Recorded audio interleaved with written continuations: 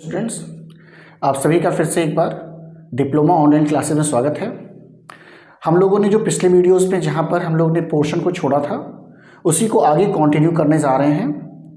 पिछली क्लास में हमने देखा था कि किस तरीके से हम परमाणु क्रमांक और द्रव्यमान संख्या के रिलेशन से अलग अलग तरह के क्वेश्चन को कर सकते हैं। उसी को आगे बढ़ाते हुए हमने बताया कि जो क्वेश्चन पूछे जाते हैं वो कुल मिला के 4 तरीके के हो सकते हैं। उनके मैंने आपको एग्जाम्पल भी करवाया। आखिरी जो था उसका मैंने एग्जाम्पल आपको नहीं कराया था। तो आज के लेक्चर में, आज के वीडियो में उस क्वेश्चन को देखा जाएगा और साथ ही साथ कुछ और बातों को भी जानने का प्रयास करेंगे। सबसे पहले हम क्वेश्चन देखने जा रहे हैं कि क्वेश्चन कैसे हो सकते हैं। तो ये क्वेश्चन यहाँ पे लिखा हुआ है, पहले से आप देख सकते हैं। दे रहा है कि समान परमाणु भार के दो तत्वों ए और बी के परमाणु क्रमांक 19 और 20 है, 19 एंड 20। यदि तत्व के नाभिक में 21 न्यूट्रॉन है तो तत्व बी के नाभिक में न्यूट्रॉनों की संख्या क्या होगी। क्वेश्चन आपको समझ में आ रहा होगा कि क्वेश्चन में क्या कहा जा रहा है। क्वेश्चन में कह रहा है कि यहां पर जो है ए और बी के परमाणु क्रमांक इन्होंने दिए हुए हैं, यहां देखें, और ये आपसे पूछ रहा है, आपसे कह रहा है कि बी के नाभिक में न्यूट्रॉनों की टोटल संख्या कितनी है। और जो सबसे बड़ा पॉइंट इसमें है, ये कह रहा है कि ए और बी जो हैं इनके परमाणु भार जो हैं ये एक समान है या बराबर है। इन 3 चीजों को अगर हम ध्यान में रखते हैं तो इस क्वेश्चन को आसानी से किया जा सकता है। हमारे पास 2 ही रिलेशन है और वो 2 रिलेशन हमारे पास क्या है, तो हमारे पास एक रिलेशन जो है, जो हम जान रहे हैं कि जो परमाणु क्रमांक है, परमाणु क्रमांक जो है किसी भी तत्व का परमाणु क्रमांक जो है ये बराबर है प्रोटॉनों की संख्या के, ये बराबर है प्रोटॉनों की संख्या के। और यही संख्या अगर उस तत्व के ऊपर कोई चार्ज नहीं है, ना पॉजिटिव चार्ज है ना नेगेटिव चार्ज है, तो यही बराबर किसके हो जा रहा है, यही बराबर है इलेक्ट्रॉनों की संख्या के भी, इलेक्ट्रॉनों की संख्या के भी बराबर है। ऐसा तो एक रिलेशन हम लोगों ने कल देखा हुआ है, ये जब हम लोग परमाणु क्रमांक देख रहे थे। अगर इंग्लिश आप समझ रहे हैं तो atomic number is equal to number of proton is equal to number of electron. और जो दूसरा रिलेशन हमारे पास है वो किसको लेकर के है, वो परमाणु भार को लेकर के है। दूसरा रिलेशन हमारा है परमाणु भार को लेकर, और परमाणु भार क्या है, परमाणु भार है प्रोटॉनों की संख्या, प्रोटॉनों की संख्या एंड प्लस न्यूट्रॉनों की संख्या, न्यूट्रॉनों की संख्या, न्यूट्रॉनों की संख्या। ऐसा ऐसा यानी परमाणु भार में इन दोनों संख्याओं को आपको सम करना है। अब देखिए क्वेश्चन में क्या क्या दिया हुआ है। कह रहा है परमाणु क्रमांक ए का परमाणु क्रमांक 19 है और बी का परमाणु क्रमांक कितना है, 20 है। और फिर कह रहा है कि ए के नाभिक में 21 न्यूट्रॉन है। तो यहां पर देखिए ए का जो परमाणु क्रमांक है, देखिए अगर हम इसी को लिख दें ए का परमाणु क्रमांक, तो ए का जो परमाणु क्रमांक है वो प्रोटॉनों की संख्या के भी बराबर है। यानी अगर परमाणु क्रमांक कितना दे रहा है, 19 दे रहा है ये ए का, तो इसका कहने का सेंस है कि ये इसके प्रोटॉनों की संख्या के भी बराबर है। अब देखिए जब प्रोटॉन की संख्या आपको मिल जाएगा तो देखिए ए में न्यूट्रॉन की संख्या दिया हुआ है, तो देखिए प्रोटॉन की संख्या आपको मिल जाएगा, न्यूट्रॉन की संख्या इन्होंने दिया हुआ है, तो आप क्या निकाल लेंगे, परमाणु भार निकाल लेंगे। तो ये परमाणु भार किसका निकलेगा, ए का निकलेगा। और जब ए का परमाणु भार निकल जाएगा तो देखिए यहां पे आइए, इस पॉइंट पे आइए, इस पॉइंट पे देखिए कि दोनों का परमाणु भार बराबर है, ए और बी का। तो जो परमाणु भार ए का आएगा वही परमाणु भार किसका होगा, बी का भी होगा। तो बी का परमाणु भार निकल जाएगा। तो परमाणु भार आपको बी का पता चल जाएगा।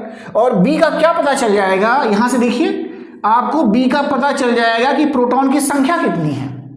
तो बी के लिए आपको परमाणु भार पता चल जाएगा, बी के प्रोटॉन की संख्या पता चल जाएगी, तो बी का क्या निकालना आपको है, न्यूट्रॉनों की संख्या। ऐसे करना होगा। अब मैं करके आपको दिखाता हूं। ये तो मैंने आपको बता दिया किस तरीके से आप इसको कर सकते हैं। अब इसको सॉल्व करके दिखा देता हूं कैसे आप सॉल्व कर सकते हैं। तो अब देखिए ए का परमाणु क्रमांक दिया हुआ है, तो ए में प्रोटॉनों की संख्या निकाल देते हैं। ए में प्रोटॉनों की संख्या ये कैलकुलेट कर देते हैं ऐसा। तो ये बराबर कितना हो जाएगा, ए के परमाणु क्रमांक के बराबर, ए का परमाणु क्रमांक ये इसके बराबर होगा। और क्वेश्चन में ए का परमाणु क्रमांक पहले से दिया हुआ है, देखिए यहां पे 19। इसका मतलब है कि प्रोटॉनों की संख्या भी 19 हो गया है। अब क्या करिए, ए की द्रव्यमान संख्या निकाल लीजिए। तो ए का द्रव्यमान संख्या, ए का द्रव्यमान संख्या, और ये हो जाएगा number of proton plus number of neutron. तो नंबर ऑफ प्रोटॉन देखिए यहां पे दिया है, प्रोटॉनों की संख्या दिया है, और न्यूट्रॉन की संख्या देखिए यहां दिया हुआ है। इसका मतलब है कि P प्लस N, P मतलब है नंबर ऑफ प्रोटॉन, N का मतलब है नंबर ऑफ न्यूट्रॉन। कितना हो गया भाई, 19 हो गया है। और न्यूट्रॉन की संख्या कितना देखिए दिया है, 21 दिया है, ये 21 हो गया ऐसा। और ये कितना आ जाएगा, 9 1 10 हो गया, यहां पे 2 1 3 और 1 4, 40 हो गया। यानी 40 ए की द्रव्यमान की संख्या निकल गई है। अब अगर ए की द्रव्यमान की संख्या पता है तो देखिए परमाणु भार बराबर है, तो वही बी का भी होगा। यानी हम कह सकते हैं, यहां देखिए मैं यहां कर रहा हूं आगे, यानी हम कह सकते हैं कि बी की द्रव्यमान संख्या भी कितनी है भाई, बी की द्रव्यमान संख्या, बी की द्रव्यमान संख्या कितनी हो जाएगी, ये भी बराबर कितने का हो जाएगा, 40 के बराबर हो जाएगा ऐसा, अगर क्वेश्चन को देखा जाए। अब देखिए क्वेश्चन में क्या कह रहा है बी के नाभिक में न्यूट्रॉन की संख्या पूछा है। अच्छा भाई, बी का देखिए यहां पे परमाणु क्रमांक दिया है, तो बी में प्रोटॉनों की संख्या कितनी हो जाएगी, बी में प्रोटॉनों की संख्या देख लीजिए,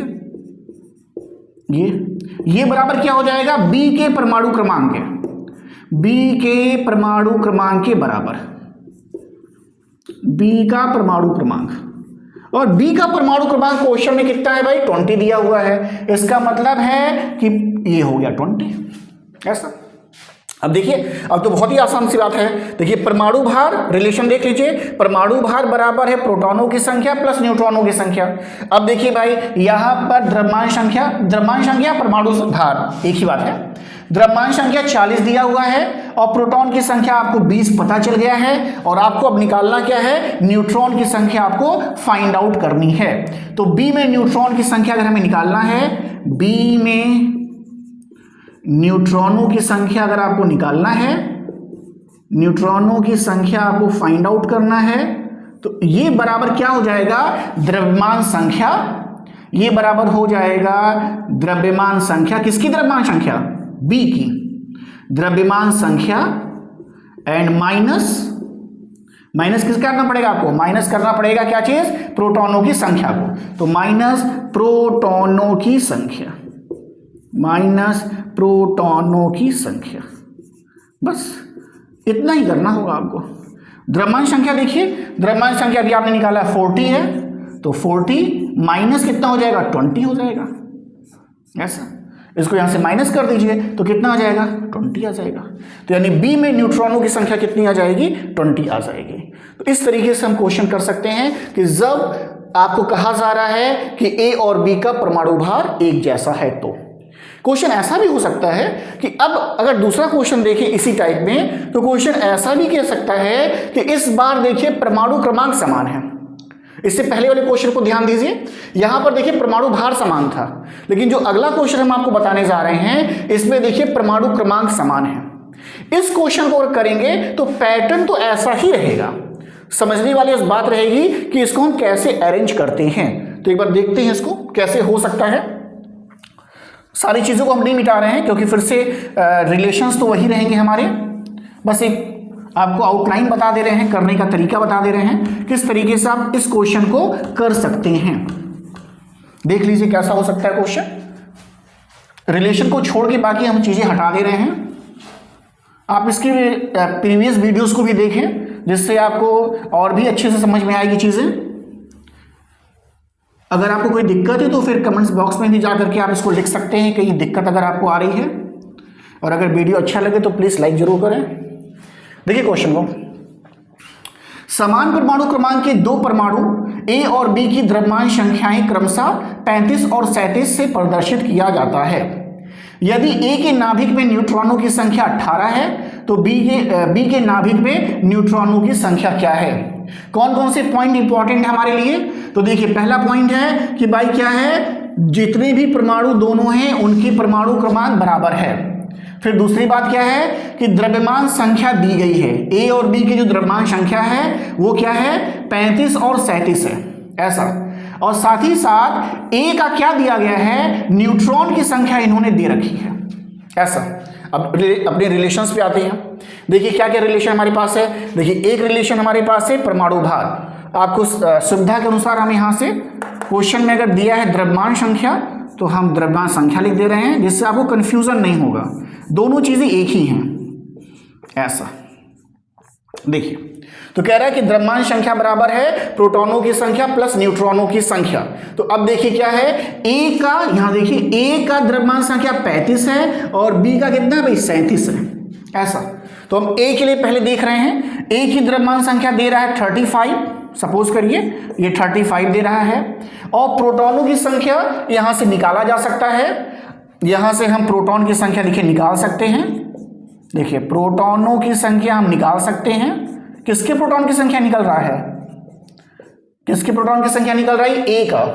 और देखिए ए के नाभिक में न्यूट्रॉन दे रहा है, ए के नाभिक में न्यूट्रॉन देखिए कहां पे, देखिए ए के नाभिक में 18 न्यूट्रॉन है। इसका मतलब है न्यूट्रॉन की संख्या पे 18 कर दीजिए इस तरीके से। तो अब आपको क्या मिल जाएगा, अब आपको यहां से देखिए ए के प्रोटॉनों की संख्या मिल जाएगी।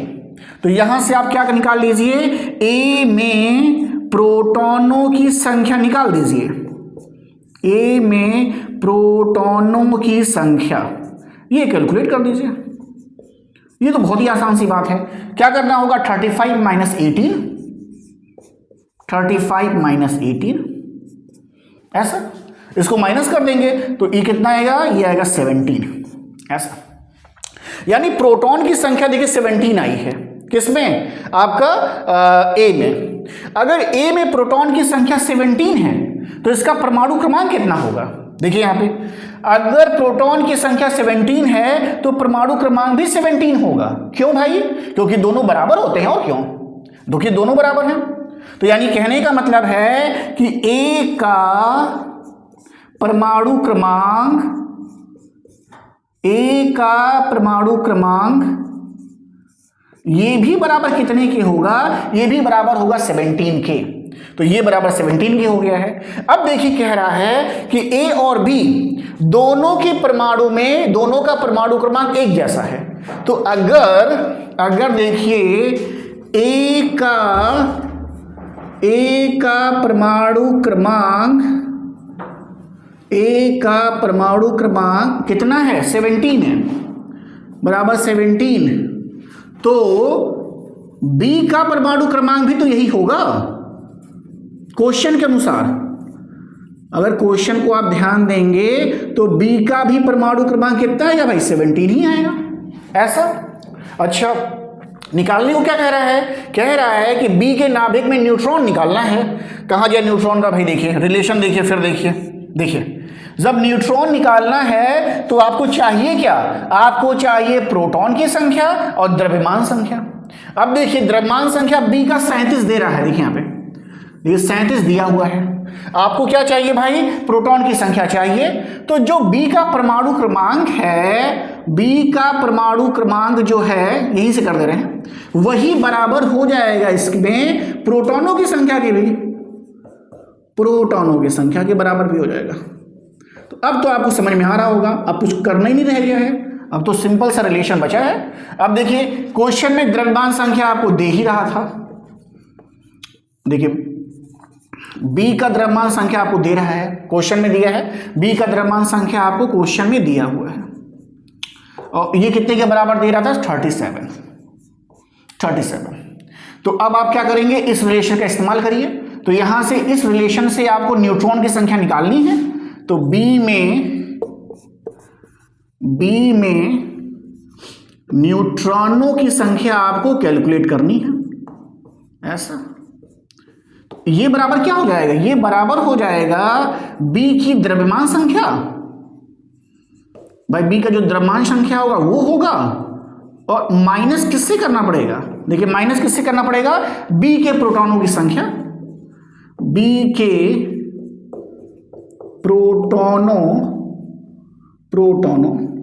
बी के प्रोटॉनों की संख्या से।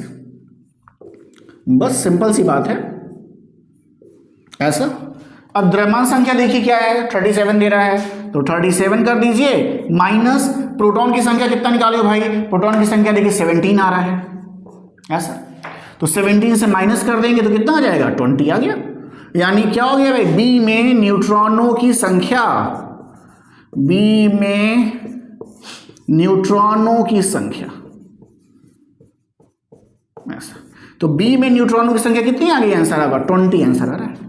तो इस तरीके से जब कभी भी क्वेश्चन में परमाणु क्रमांक समान दिया है या द्रव्यमान संख्या बराबर दे रहा है, तो इस तरीके क्वेश्चन को हमेशा करने के लिए हम इस तरीकों को अडॉप्ट करते हैं। तो इस तरीके से हम करेंगे तो हमारे क्वेश्चन भी गलत नहीं होंगे, और स्टेप बाय स्टेप आप करेंगे तो आसानी से आप इसको यहाँ पे रिवाइज भी कर सकते हैं कि कहीं आपका कोई मिस्टेक तो नहीं है। तो ये कुल मिला के 4 तरीके के क्वेश्चन एग्जामिनेशंस में आ सकते हैं, जिसमें ये जो लास्ट तरीका है इससे भी एग्जामिनेशंस में क्वेश्चंस आते हैं, और साथ ही साथ अगर चार्जेस लगे हुए हैं तो उस पर भी क्वेश्चंस एग्जामिनेशंस में आते हैं। तो ये परमाणु संरचना का सबसे आसान पोर्शन है, जिसमें हम कैलकुलेट करते हैं परमाणु क्रमांक, प्रोटॉनों की संख्या, इलेक्ट्रॉनों की संख्या, द्रव्यमान संख्या की सहायता से फिर से प्रोटॉन की संख्या और न्यूट्रॉन की संख्या का कैलकुलेशन होता है। तो ये इसका छोटा सा न्यूमेरिकल पोर्शन था। इसके साथ ही साथ इसमें कुछ मॉडल्स बताए गए हैं, कुछ परमाणु से संबंधित सिद्धांत दिए गए हैं, उनको भी हम देखेंगे, वो भी बहुत ज़्यादा इंपॉर्टेंट हैं, तो उनको हम देखने अब जा रहे हैं। तो न्यूमेरिकल से अब हम चलते हैं फिर से परमाणु के सिद्धांत क्या है, उनके रूल्स क्या हैं, उन सभी को देखेंगे। देखिए 2 मॉडल जो हैं काफ़ी फेमस हैं और काफ़ी इंपॉर्टेंट भी हैं, और हमारा फोकस भी उन्हीं 2 मॉडल पर होगा। इन 2 मॉडल को हम कंपैरेटिव पढ़ते हैं, जिससे काफ़ी समय तक हमें याद रहे, और कंपैरेटिव अगर हम पढ़ेंगे तो हमें समझने में भी आसानी होगा कि ये मॉडल क्या हैं और इनसे हमें क्या समझ में बातें आ रही हैं। तो हमारा फोकस 2 मॉडल पर है। देखिए यहाँ पे पहला जो है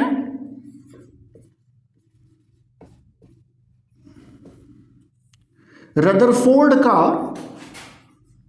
परमाणु मॉडल।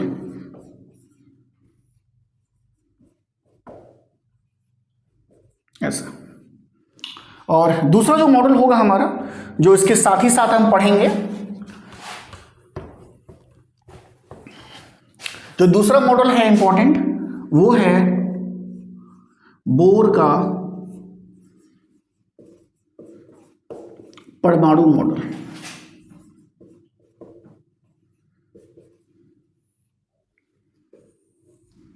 दोनों ही इंपॉर्टेंट हैं, दोनों ही मॉडल इंपॉर्टेंट हैं।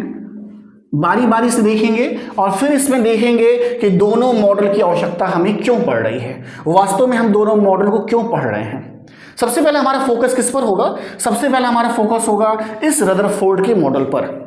ये जो रदरफोर्ड का मॉडल है ये दिया गया है 1911।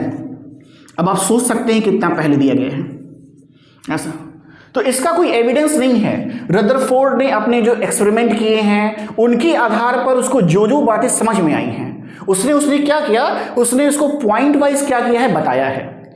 जो भी कुछ होगा इस मॉडल में सारी बातें किसके बारे में बताई जाएंगी, सारी जो डिस्कशन है वो किसके ऊपर है भाई, परमाणु के ऊपर है।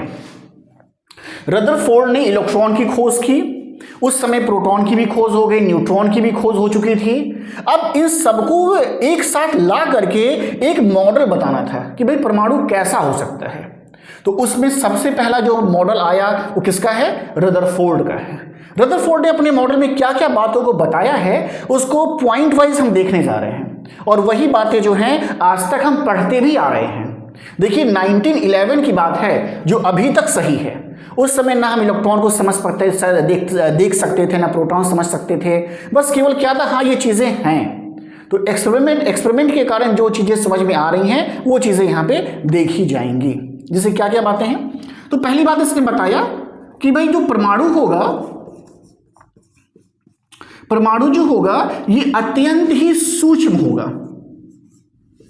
सूक्ष्म का मतलब बहुत ही छोटा, ऐसा।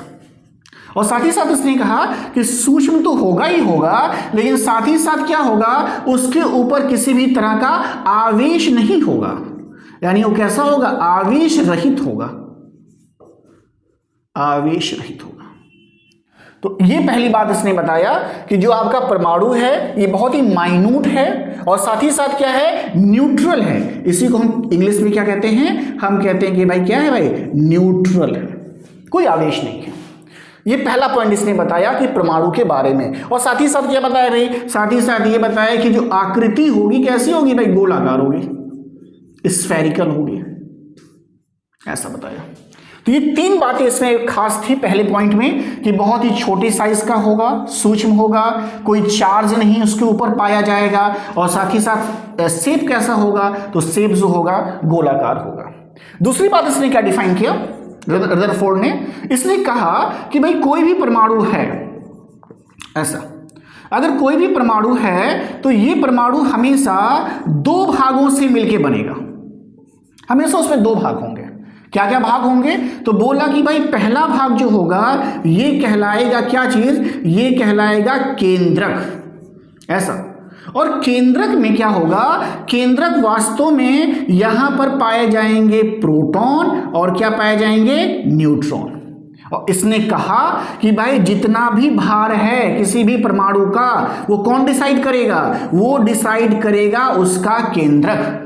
इसलिए बार बार कहते हैं कि भाई देखिए भार जो है किसके बराबर है, नंबर ऑफ प्रोटॉन के बराबर है और नंबर ऑफ न्यूट्रॉन के बराबर है। तो ये बात कहां से समझ में आ रही है, रदरफोर्ड ने बताया कि भाई केंद्रक में क्या पाया जाएगा, प्रोटॉन और न्यूट्रॉन, ये इसका पहला भाग है। दूसरा भाग क्या है, दूसरा भाग जो है केंद्रक के बाहर का भाग है। दूसरा भाग जो है केंद्रक के बाहर का, केंद्रक के बाहर का वाह्य भाग, आउटर पोर्शन, वाह्य भाग, आउटर पोर्शन या आउटर रीजन, ऐसा आप लिख सकते हैं, आउटर रीजन, ऐसा। तो एक पोर्शन बताया भाई केंद्रक होगा और दूसरा कह रहा है कि केंद्रक के बाहर का वाह्य भाग। इस वाह्य भाग में इसने क्या कहा कि देखिए भाई जो केंद्रक के बाहर का भाग होगा इसमें क्या होगा, तो कहा भाई इसमें जो पाया जाएगा वो क्या होगा भाई, इलेक्ट्रॉन होगा।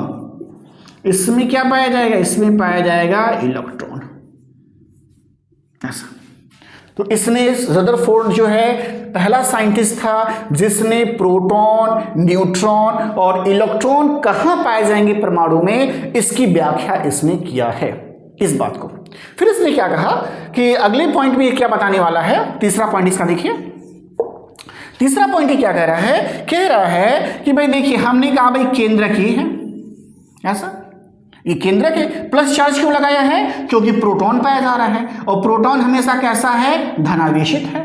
न्यूट्रॉन पर चार्ज ही नहीं होता है, न्यूट्रल है, इसलिए हमें जब केंद्रक को दिखाना होता है तो ऐसा प्लस लगाते हैं।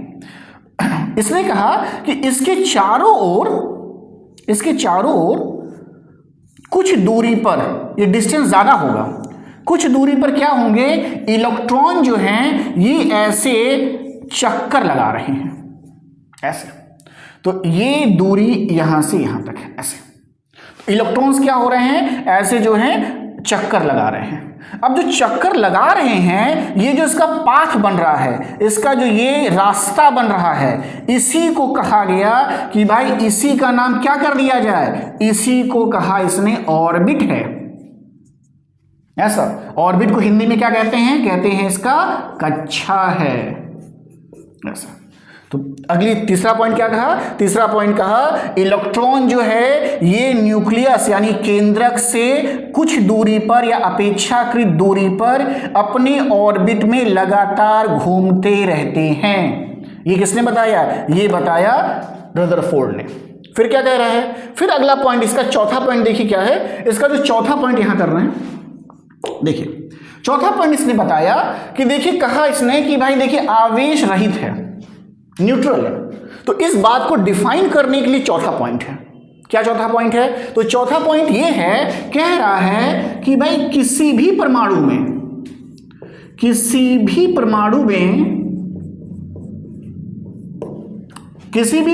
में इलेक्ट्रॉनों की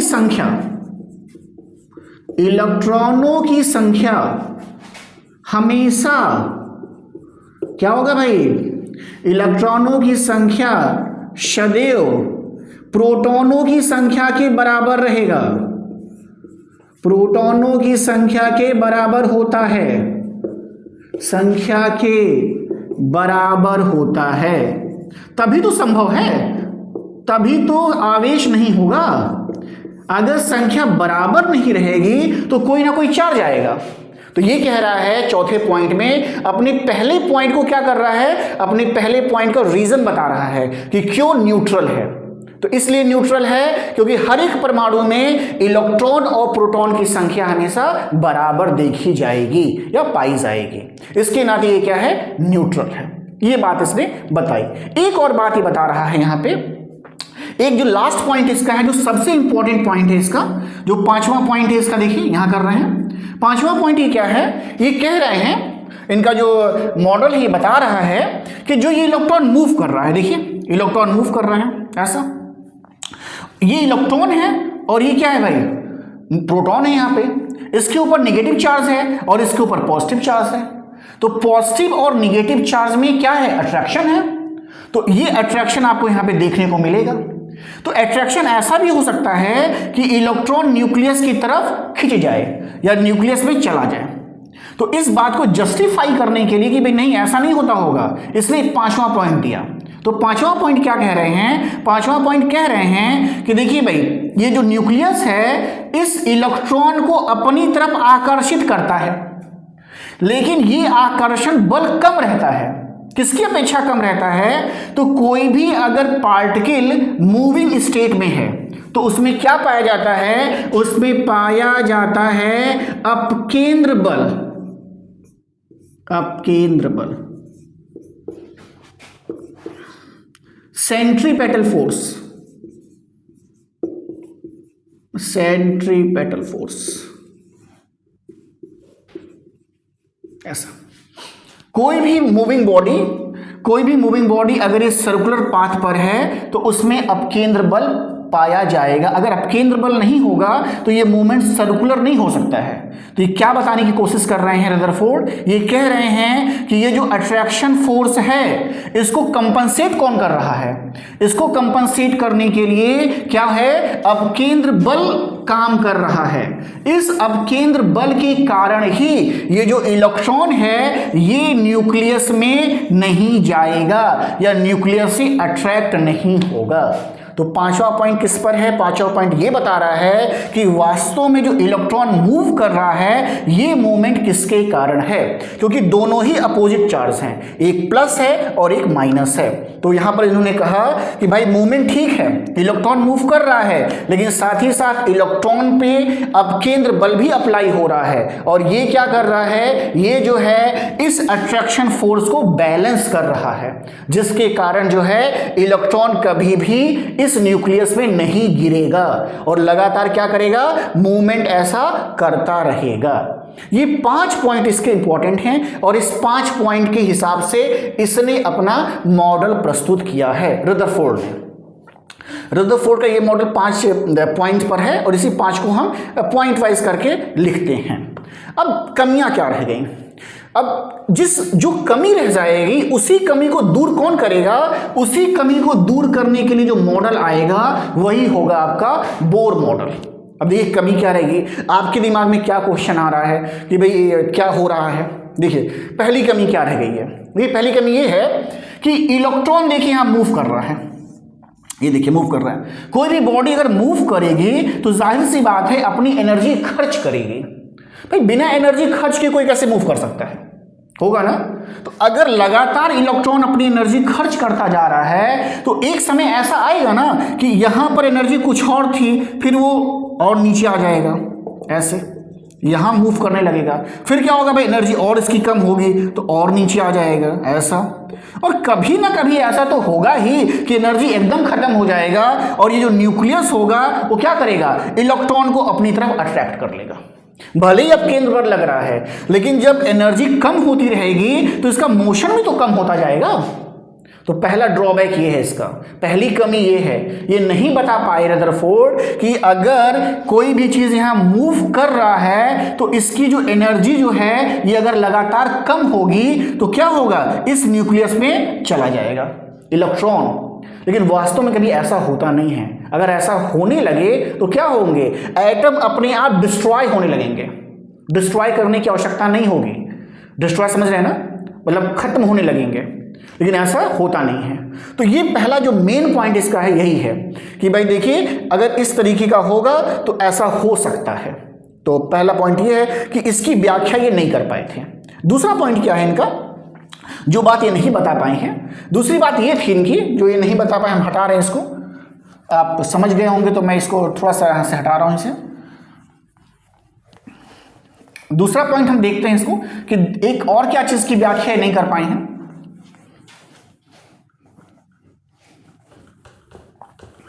देखिए